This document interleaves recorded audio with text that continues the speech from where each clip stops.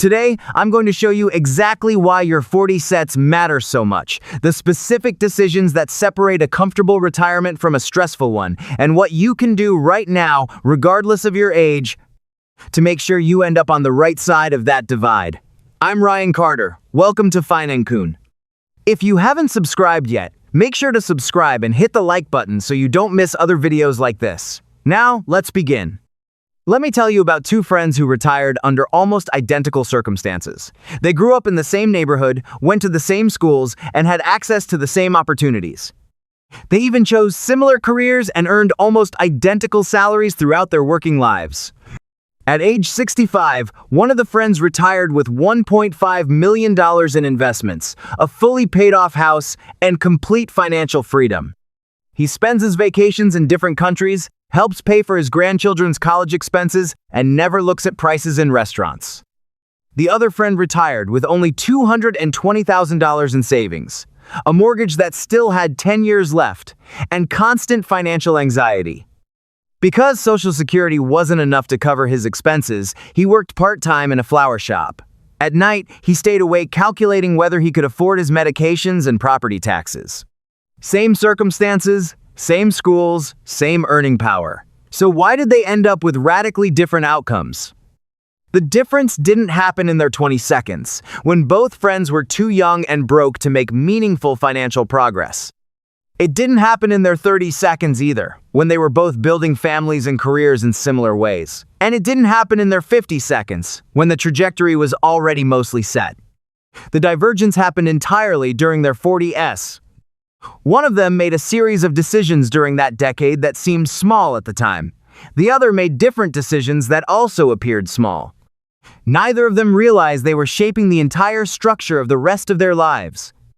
Your 40s represent the most important financial decade of your life. Not because the decisions are harder than in other decades, but because the consequences compound in ways that remain invisible until it's too late to change the trajectory. First, let me explain the math that makes your 40s disproportionately powerful. Your 40s sit at the intersection of three financial forces that never align at any other point in your life. Understanding these forces explains why this decade determines almost everything that comes afterward. The first force is peak earning power. For most professionals, income reaches its highest levels between the ages of 42 and 55. The raises that felt significant in your 30 seconds begin to slow down or stop, but the absolute dollar amount is now higher than ever before and probably higher than it will ever be again. This means your 40 seconds are the years when you have the most raw material available to build wealth. A 4-5-year-old earning $120,000 can save more absolute dollars than at any previous point in their career. The second force is remaining compound interest time. At age 40, you still have 20 to 25 years until traditional retirement. That's enough time for money to roughly quadruple at historical market returns. $1 invested at age 40 becomes roughly $4 by age 65. At age 50, you only have 15 years left. $1 becomes roughly $2.5. At age 55, you have only 10 years left. $1 becomes roughly $2. The compound interest multiplier shrinks rapidly with every passing year. Your 40s represent the final decade when meaningful compounding is still possible. Money invested at age 42 generates dramatically more wealth than money invested at age 52. The third factor is expense stabilization. By the time you reach your 40s, many major expenses have peaked or started declining. Children become more independent and eventually move out. You already own a home that comfortably fits your budget. Your career wardrobe is complete. Your furniture is already purchased. This stability creates a potential financial margin that didn't exist during your 30s when every expense category was growing simultaneously. The question is whether this margin will flow into savings or be absorbed by lifestyle expansion. These three forces combine to create a decade with extraordinary leverage. You have more income than ever before. You still have enough time for compound interest to work significantly. And you have a potential margin created by stabilized expenses. The person who captures this alignment builds substantial wealth. The person who misses it faces mathematical limitations that become nearly impossible to overcome. Let me show you concrete numbers that demonstrate this leverage effect. Imagine someone who reaches age 40 with $100,000 already saved for retirement. They earn $110,000 per year and can reasonably save 15% of their income, or $16,500 annually. If they consistently invest that 15% from age 40 to 65 into diversified index funds returning 8% annually, they will retire with approximately $1.35 million. Combined with Social Security benefits, they will enjoy a comfortable retirement with a substantial margin of safety. Instead, if they save only 5% during their 40s and increase it to 15% at age 50 when retirement suddenly feels urgent, they will retire with only around $780,000. That's $570,000 less, despite saving only 10% less during that decade.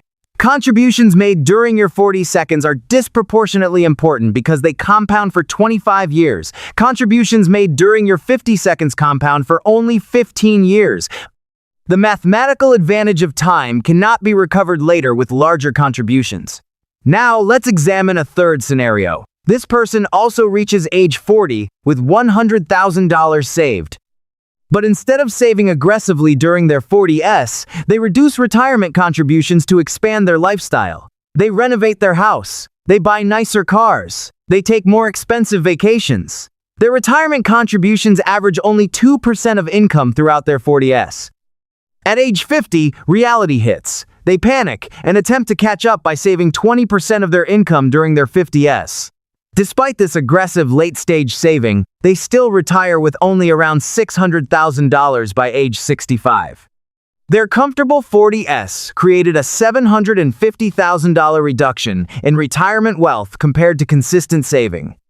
A decade of decisions created a gap that another decade of correction could not close. Let's examine the specific decisions that matter most during this critical decade. The first decision involves housing. Your 40s often bring the desire to upgrade your living situation. Your children are growing and need more space. You've achieved success and want a home that reflects it. Given your income, the mortgage payments appear manageable. But this housing upgrade may become the most important financial decision of your entire life.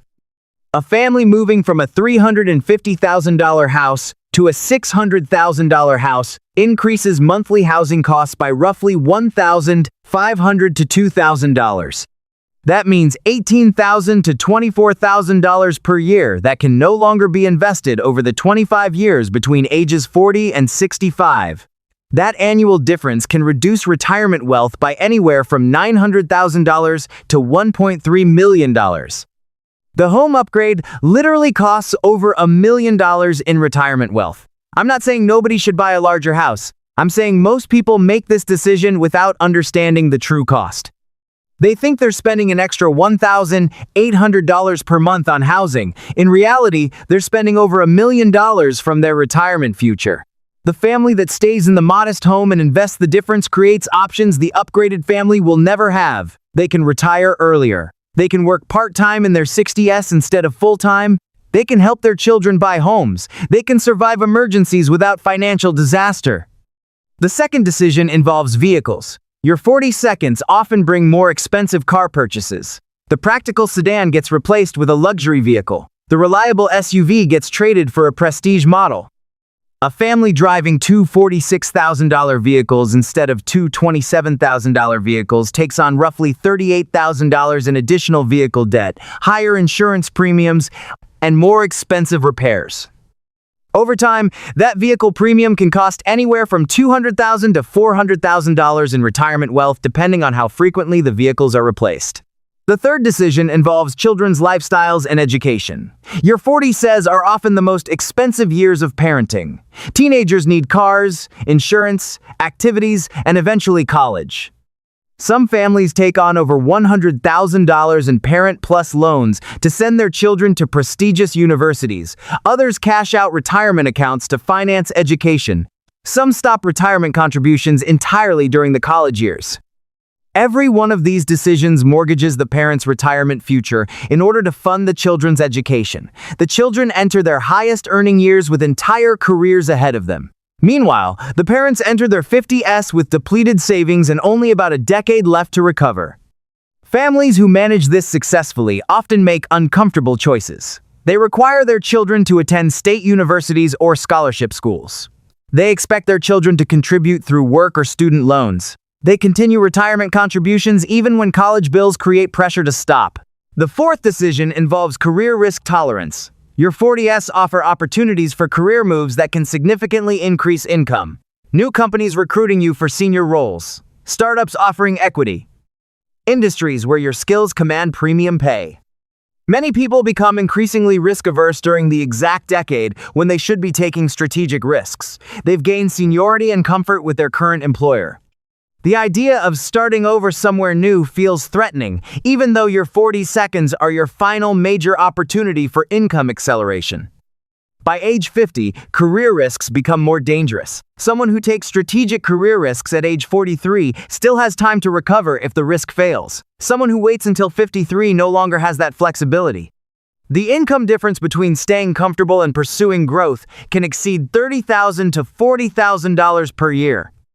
Over a decade, that translates into $300,000 to $400,000 of additional earnings. The fifth decision involves accepting lifestyle inflation. Your 40 seconds bring social pressure to display success. Colleagues take elaborate vacations, neighbors renovate kitchens, friends buy boats and second homes. Some families resist this pressure and continue living at the lifestyle level that already felt comfortable in their late 30 seconds. Others expand to match their peer group and pour every extra dollar of increased income into visible consumption.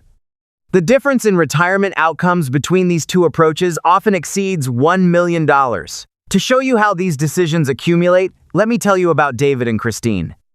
David and Christine got married in their late 20 seconds. By age 40, they had $200,000 in retirement accounts, a modest house worth $330,000 with $180,000 remaining on the mortgage, and 2 children ages 12 and 9. Their combined income had reached $165,000. They had to decide how to manage the next decade. David insisted on upgrading their home. A similar house in a nicer neighborhood would cost $575,000. Christine hesitated but eventually agreed. The home upgrade increased their monthly expenses by $1,650. To make room in the budget, they reduced retirement contributions from 15% to 6%. They told themselves it was temporary. 2 years later, David's car developed problems. Instead of repairing it, they decided he deserved a nicer vehicle. The new SUV added another $700 per month to their expenses. Christine's car was replaced a year later. The children's high school years filled with private sports coaching, SAT tutoring, and college visits. When their oldest child enrolled at an out-of-state university, David and Christine took Parent Plus loans instead of asking their daughter to choose a more affordable option. Throughout their 40s, David and Christine never felt financially irresponsible. Every individual decision seemed reasonable. By age 50, they had only $240,000 in retirement accounts. That was just $40,000 more than they had at age 40, despite a decade of contributions and market growth. Eventually, the children became independent. David and Christine became determined to catch up. 51. They maximized retirement contributions. By age 65, they had accumulated $685,000. That amount sounded substantial until they calculated retirement projections. Their money would likely run out around age 82. They would need to sell their home, dramatically reduce expenses, or continue working into their 70s. Now let me tell you about Robert and Jennifer. They looked remarkably similar to David and Christine at age 40. Their combined income was $155,000. They had $165,000 saved for retirement, and they had 2 children, ages 11 and 8. Robert suggested moving into a larger house. Jennifer strongly opposed the idea. She had studied the mathematical impact of housing decisions on retirement outcomes. They decided to stay in their current home. Although the decision initially felt like a sacrifice, the monthly $1,650 difference went directly into retirement accounts. When Robert's car needed replacement, they purchased a 3-year-old certified pre-owned vehicle.